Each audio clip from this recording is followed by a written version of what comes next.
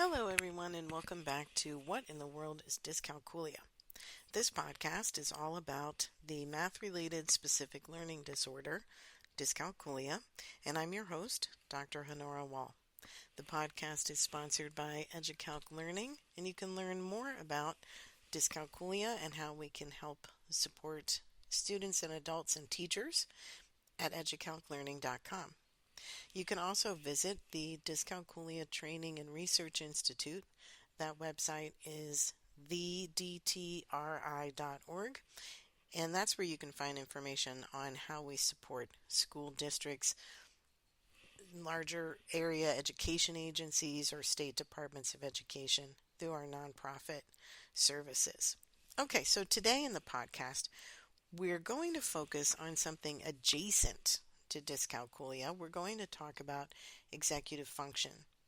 You might be wondering, why are we talking about executive function in a podcast about dyscalculia? Well, there's a lot of crossover, sometimes even complete comorbidity.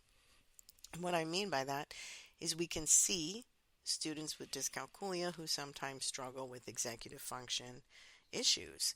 We can also see people who have executive function issues who seem to have dyscalculia because their math struggles are so severe. And sometimes we get a neuropsych evaluation that shows comorbidity. A person definitely has both, according to that full battery of tests. So we're going to talk about executive function because the more we know, the more we can support our students and in some cases our children or ourselves. So I'm going to bring you some information that came from a great research article published in 2015 by Diamond and Ling, if you want to look it up. It was published in Developmental Cognitive Neuroscience, which is a journal that pretty clearly focuses a lot on neuroscience. So that's where this lens comes from. Neuroscience is the field that's first started researching dyscalculia in the 1930s. Then it really bled over into psychology and now is picking up more steam in educational research. Same trajectory as dyslexia, but dyslexia got really popular really fast, whereas we are still picking up and gaining traction.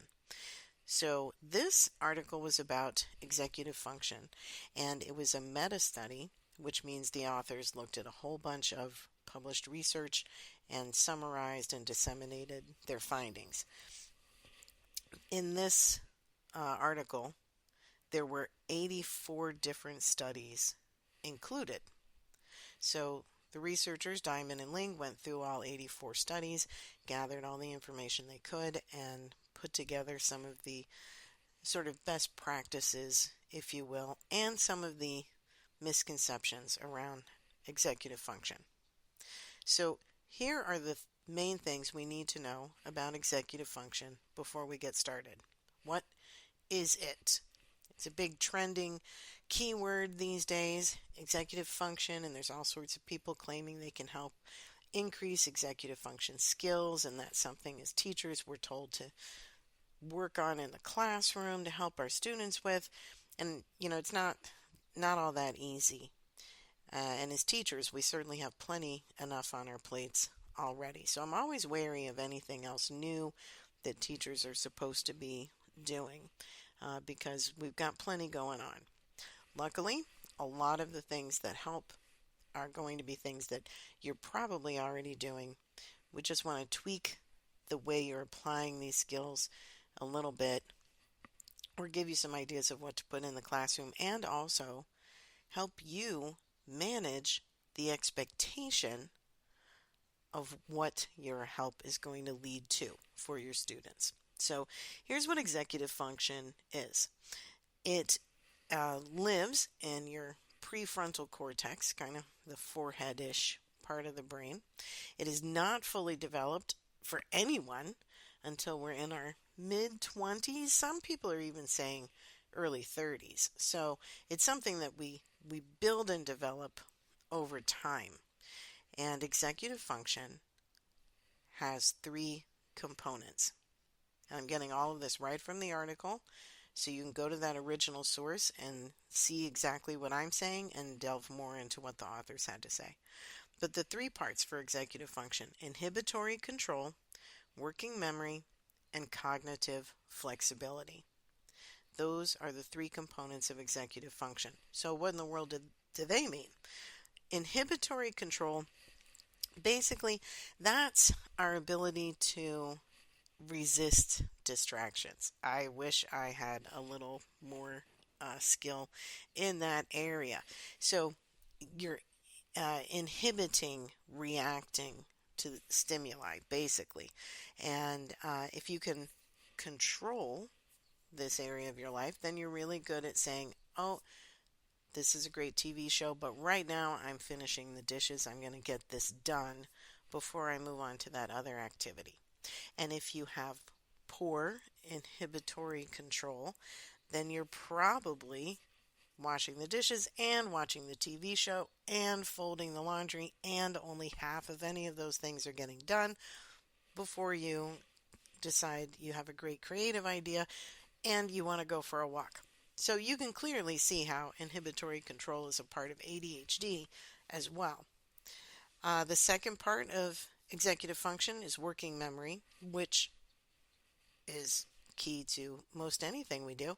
And students with dyscalculia could have high, medium, or low scores on working memory in their neuropsych evaluation. So if you're reading one of those evaluations, you want to look at the percentile rank for working memory and see where the student lands.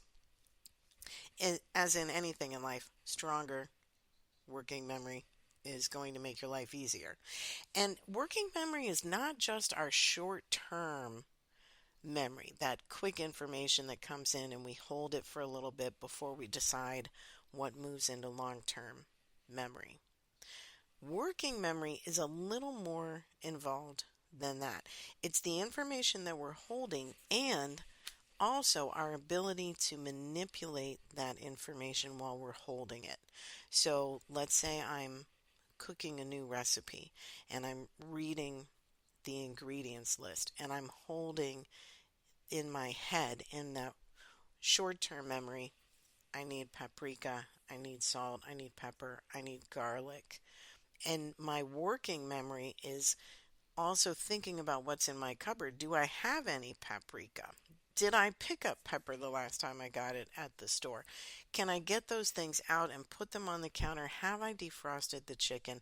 Do I need to make this dish tomorrow night because the next ingredient is apricot jelly and I'm going through a mental scan of the fridge and I don't think I have any of that. So I'm manipulating my plan. I'm thinking about where I might have some apricot jelly or a different substitution that would allow me to make the recipe, but not exactly with the same ingredients, but something similar.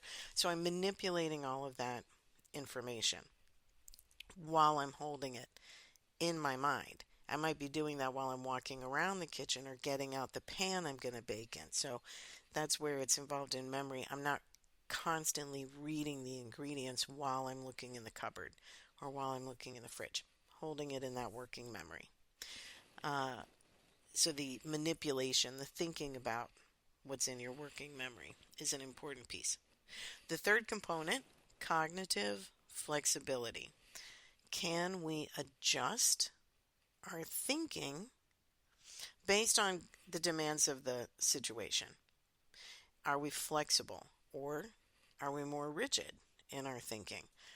Something should be done this way, so it has to be done that way, and if not, we have a problem. That's pretty rigid. Compare that to, well, something needs to happen this way. I don't have all of those things. I can do something slightly different, or I can get to my goal in a different way, or I can pause for a minute, think of some other options. That's flexible. So cognitive flexibility, being able to adjust to the situation. And you can see how that's important to a math class, because one of the things we want students to have is the flexibility to look at a math problem and think of all the different ways they could approach that problem. How might they solve it? What skills do they need? What steps do they need to follow? Is there a formula? Is there prior knowledge involved? Can they estimate what the answer might be and therefore check their work as they're going through? All of that flexibility is a big part of mathematical thinking.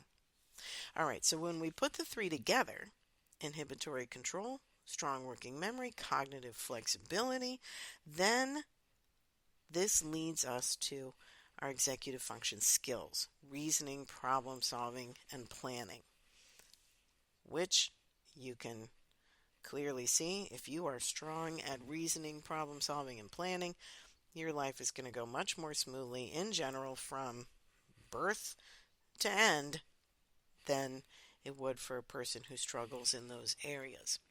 A lot of our students struggle with executive function skills, and it shows up in that lack of planning, a lack of follow through, that distraction, not quite getting things done in a timely fashion the way it needs to be done, finishing the homework, remembering you even had homework, actually putting the finished homework into a book bag, getting it out and giving it back to the teacher. That's where we usually focus on executive function in the classroom. So then, now that we know what it is, what do we do about it? And again, because it's trending, how do we look at some of the popular models and programs and services and choose something that's actually effective? So here's what the researchers, Diamond and Ling, summarized in the article from the 84 studies they looked at. Now, I'm going to give you the highlights, the key points, kind of a broad overview, and you can go to Google Scholar or anywhere else where you can find scholarly research and dive deep into the article if you'd like to know more. Okay, so here are the highlights. Number one, executive function can be improved. We can increase a person's executive function skills and their ability to reason, problem solving, and plan. However, we don't really know how much improvement we can expect for any given student, for any given program. And we don't know how long those improvements are going to last. This is not something that we go through a short intervention and suddenly we come out the other side and our executive function skills are perfect for the rest of our lives. That's not what happens. The amount of improvement depends on a lot of different factors. They talk about a few in the research article itself, but that part is pretty complex.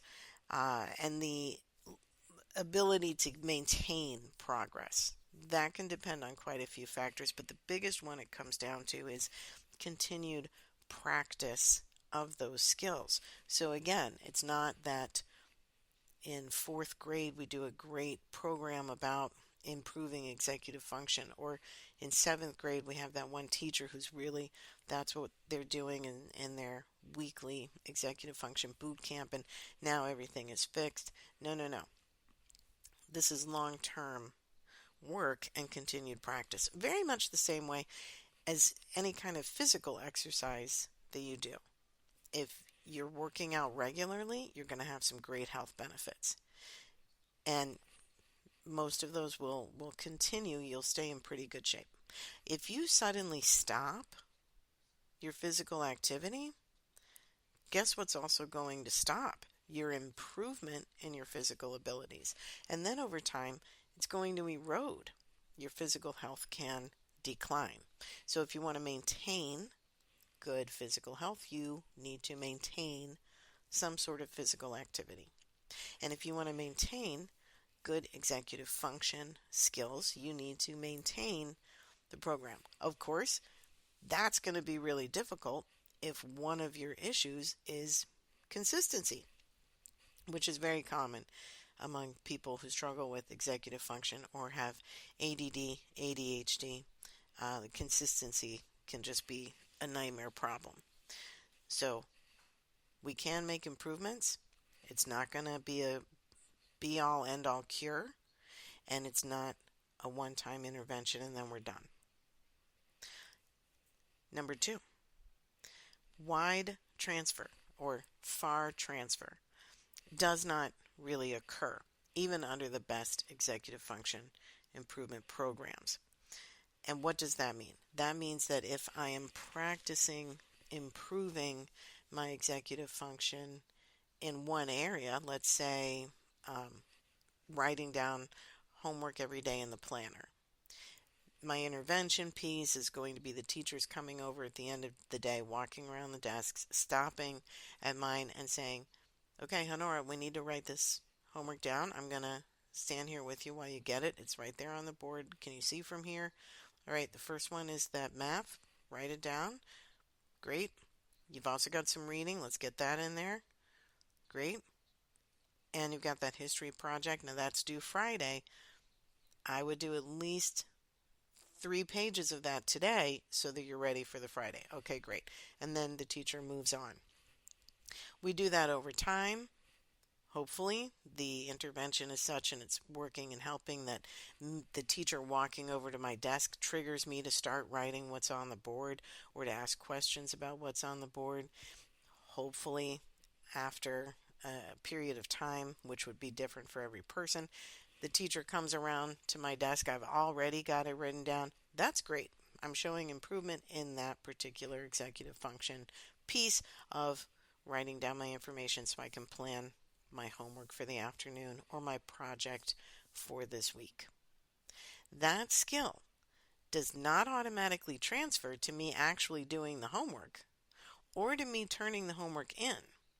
It does not transfer to me actually completing the history project or completing it by Friday or turning it in. So we can have improvement, but it doesn't automatically transfer to everything else. We're going to have to work on those pieces as well. For teachers, a lot of that can be fixed if you have students work on projects in class or in school time. So we are not even giving them the opportunity to forget when they get home. They already got it done. And they can work on longer projects the last 15 or 20 minutes of class, 2 or 3 days a week over the period of a month, building up to. Another strategy a lot of teachers will use is to assign smaller parts of a project. And then over time, those smaller parts can be put together into a complete project. But again, that skill on, let's say we're doing that on a long-term project, that will not automatically translate into the executive function of planning what I need to pack in the bag for next week as far as my battery charged calculator, my sharpened pencils, my highlighters. I'm not doing that kind of planning just because I planned for a project. So the transfer is an issue. Number 3, and I thought this one was really interesting. Shout out to the SEL people who are listening. We know from scientific research that stress, sadness, loneliness, and lack of sleep all have negative impacts on executive function skills. Now that one is huge when we think about how many people are suffering from anxiety disorders, depressive disorders, trauma backgrounds, how many people are suffering from feeling lonely or cut off from peers, our reliance on technology, which erodes human connection, and the amount of stress and especially lack of sleep so many of our students are experiencing. Not only the high schoolers, but our overscheduled, overextended children as young as elementary. So when kids are in way too many sports, way too many clubs, pushing all the time, expected to get really great grades, they're doing tutoring outside of school, they're constantly on the go. There's no time for the brain to relax, to be creative, to reflect on planning, to reflect on problem solving, which does not come under stress. It comes from periods of reflection and quiet. The more we put that onto children, the more we are impacting their executive function skills in a bad way. So If we really want to improve executive function overall, we've got to make sure people are having some happy experiences in their life, that they're getting a lot of rest, the sleep rest and the downtime rest of just not being under stress and not feeling disconnected. So that's an important one for parents really to keep in mind. As teachers, there's only so much of that we can impact because we see our students for a small amount of time compared to the rest of their whole life. But anything we can do to make our classrooms a safe, stress free, happy place, the more we're benefiting our students. Number 5 really struck out to me. They examined a lot of studies that focused on physical exercise, some kind of being active, and what impact that might have on executive function skills. So they looked at a lot of different sports, a lot of different um, activities a student might be in, cardio, aerobics, all sorts of things. And while they do make some things better because being physically active can reduce stress and help you meet other people and connect and reduce loneliness, that is, a minor benefit.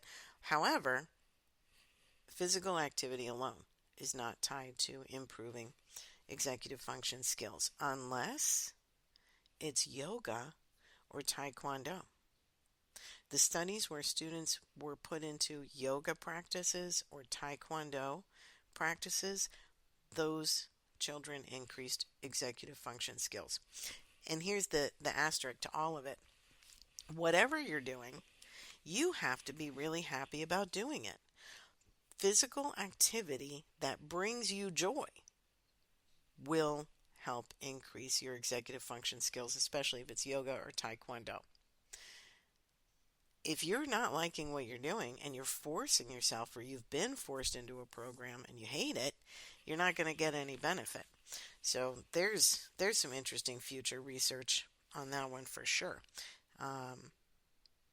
But yoga and taekwondo definitely help increase executive function skills in most people who do it, as long as they like doing it.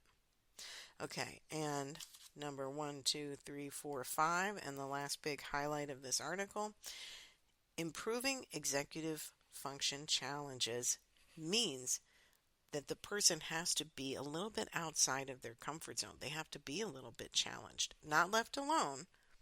More like Vygotsky's zone of proximal development combined with a more knowledgeable other, someone who can help kind of challenge and push a person outside of their comfort zone.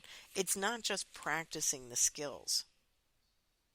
That practice alone does not improve executive function skills. There's got to be a little bit of a challenge in there. If I go back to my example of the teacher walking around the room, checking everybody's planner, the push might be after I've checked a few times and helped students, stood next to them, make them write it down. We're not leaving the room until we've made sure together that this is complete. But I'm doing it with the student. I'm not leaving them out in the cold. They know we're doing it together.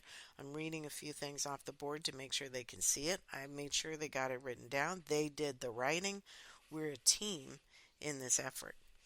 Then over time, I'm going to use a little bit of scaffolding, and I'm going to prompt everyone. Okay, we're all getting our homework in the planner. I'm about to walk around the room. Here's what you're writing down. This for math, this for English, this for history. Then I start doing my walk. I might need to stop at a student's desk and say, all right, you got the math. We got 2 more. And now I'm not reading from the board because I already gave them the prompt. I'm pushing them to do it a little more on their own. After a little bit of time, I scaffold again. And I say, okay, we're getting the homework in the planner. It's on the board. When you're done, bring your planner up to me, and then you can pack up your bag to leave. Now I'm putting that onus on the student. They still have to come to me and show me. It's an end of day activity. Then they get to wrap up their stuff and go home. I can either keep an eye on who's been up to the desk, or if it's a very large class, maybe I'm just putting little dots next to initials on a list. something to track to make sure I've seen everyone and they've shown me their work, but I've really put it onto them. Now, if I know students are struggling with this skill, then after a long break or after a certain period of time, if I notice this is falling off, I'm going to go back to the beginning where I stand at the desk and I talk them through it. I'm going to let them know that we're not just letting go of this skill. We're going to keep working on it over time, and I'm going to go back through the scaffolding and keep challenging them again.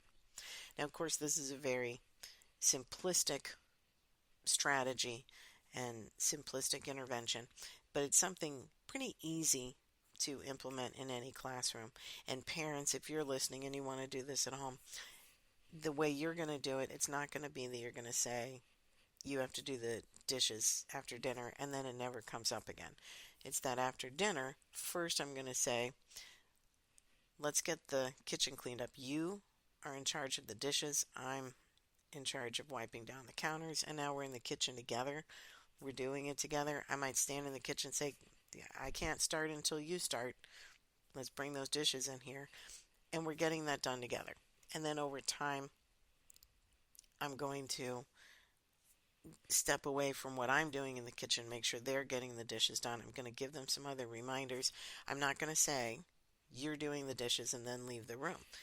I'm still going to be actively a part of that process until they're getting it done. If they want to move on to another activity, I'm going to say, let me check those dishes first. Then, when we know that is totally wrapped up, then you can go on to something else.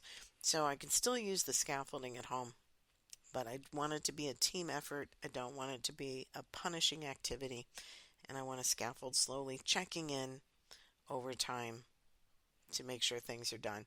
That way I'm really helping the child close the loop of starting an activity and finishing it to completion, going back to that inhibitory control.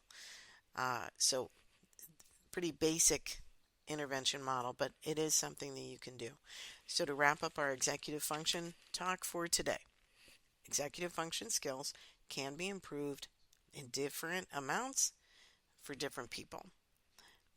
It's got to be targeted interventions. They have to feel like you're in there with them. You need to challenge them a little bit in a not too hard of a challenge, in a way that they can handle. And you're using those scaffolding skills to put the work back onto them and let them take control of it. And we need to remember that once the skill is learned, it is not stuck there forever. We want to keep checking in over time because the executive function skills constantly need to be worked so that they maintain whatever improvement we've got. And our three parts of executive function: inhibitory control, working memory, and cognitive flexibility. We need to train children on these skills, help them practice, and help them develop it over time. And when we do, we're going to see better reasoning, problem solving, and planning. Those are the skills that we're hoping to improve over time. Okay, so that wraps up the things I found most interesting from the article by Diamond and Ling, published in 2015. And I'd love to know your thoughts and comments.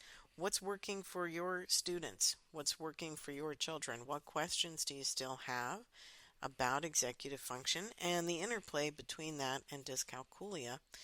There's quite a lot.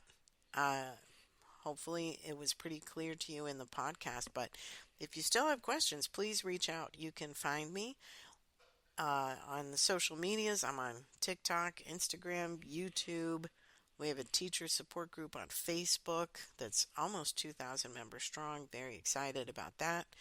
And you can learn more at the What in the World is Dyscalculia podcast. And email me, Honora, at thedtri.org. I'd love to have some of your feedback and answer your questions about the math learning disorder, dyscalculia. Thanks for listening. We'll talk again soon.